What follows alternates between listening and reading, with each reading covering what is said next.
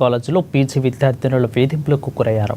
ఇక కాలేజీలో PG విద్యార్థినులపై psychiatrist doctor అసభ్యకరంగా ప్రవర్తిస్తున్నాడంటూ ప్రిన్సిపల్కు పీజీ విద్యార్థినులు ఫిర్యాదు చేశారు.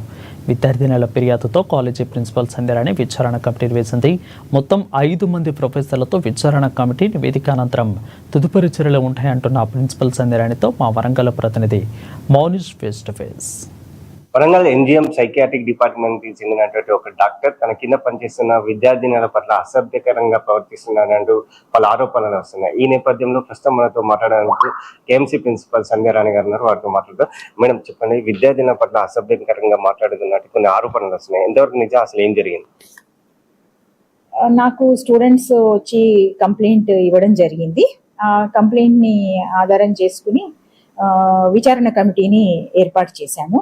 సీనియర్ ప్రొఫెసర్స్ అండ్ హెచ్ఓడీస్ ఉంటారు కదా కాలేజ్లో, వాళ్ళతో ఒక 5 డిపార్ట్మెంట్స్ వాళ్ళతో ఒక కమిటీ ఫామ్ చేయడం జరిగింది. ఇంకా విచారణ కొనసాగుతుంది కాబట్టి ఇప్పుడప్పుడే అందులో అంటే నిజానిజాలు తెలుసుకోవడానికి కమిటీ వేశాం కాబట్టి ఇప్పుడే ఆ రిపోర్ట్ వచ్చాక కానీ మనము కరెక్ట్గా చెప్పగలుగుతాను. అంటే మేడం, ఓన్లీ కొందరు విద్యార్థినులు చెప్తారా, మిగతా మొత్తం పీజీ స్టూడెంట్స్ అందరు కలిపి అసలు ఏం చెప్పారు మేడం? ఏమని చెప్తున్నారు? పీజీ స్టూడెంట్స్ వాళ్ళకి కాస్త ఇన్కన్వీనియంట్ గా అనిపించే అనుచిత వ్యాఖ్యలు చేసినట్టుగా ఒక అసిస్టెంట్ ప్రొఫెసర్ ఇలా చేశారు అని చెప్పినందుకు వాళ్ళ నేమ్స్ ఏమీ ఇవ్వలేదు. అందుకని విచారణలో కూడా పీజీ చదువుతున్న first year, second year, third year అందరినీ కూడా విచారణకి పిలవడం జరిగింది. ఇంకా కొనసాగుతోంది విచారణ. అంటే రాత్రి సమయంలో కూడా అసభ్యకర పోస్టులు చేస్తున్నారంటూ అంటే ఆరోపణలు వస్తున్నాయి. అవి ఎంతవరకు నిజం? అవి ఇప్పుడు మనకు విచారణలోనే తెలుస్తాయి. అందులో ఎంతవరకు నిజం ఉందో తెలుసుకోవడానికే ఈ కమిటీ వేశాను. సో ఆ రిపోర్ట్ వచ్చాకే మీకు పూర్తిగా నేను చెప్పగలుగుతాను. అంటే గతంలో కూడా కొన్ని సంఘటనలు, ఇలాంటి సంఘటనలు చేసుకొని ఆత్మహత్యలు కూడా పాల్పడిన నేపథ్యం కనిపిస్తుంది. ఈ నేపథ్యంలో మళ్ళీ ఇలాంటివి రిపీట్ అవుతున్నాయి. వీటిపైన ఏమైనా చర్యలు ఉండబోతున్నాయి? ఇది మళ్ళీ ఇట్లా అవ్వకుండా మెంటల్ హెల్త్ ఎక్స్పర్ట్ కమిటీని కూడా పెట్టాలనే ఆలోచనలో అడ్మినిస్ట్రేషన్ ఉంది. ఇవే కాకుండా కాస్త మోటివేట్ చేయడానికని ఇంతకుముందు మాకు మెంటర్షిప్ ప్రోగ్రామ్ ఉండేది. ప్రీవియస్ ప్రిన్సిపల్స్ కూడా ఈ వైపు చాలా ఎఫర్ట్స్ పెట్టారు.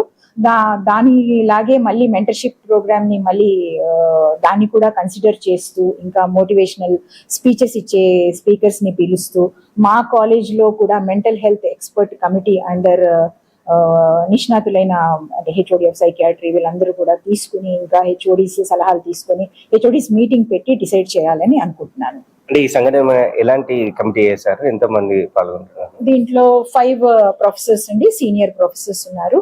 3 లేడీ ప్రొఫెసర్స్, 2 మేల్ ప్రొఫెసర్స్ ని వేశాము. చాలా డీటెయిల్డ్ గా ఎంక్వైర్ చేసి నాకు రిపోర్ట్ సబ్మిట్ చేయాలని చెప్పేసి ఆదేశించడం జరిగింది. అంటే మేడం, ఇది వెలుగులోకి వచ్చి ఎన్ని రోజులు అవుతుంది? ఇదే మొదటిసారా? ఇంతకు ముందు కూడా ఏమైనా ఫిర్యాదులు వచ్చాయా స్టూడెంట్స్ నుంచి? నేను ఛార్జ్ తీసుకొని జస్ట్ 1 మంత్ అవుతోంది.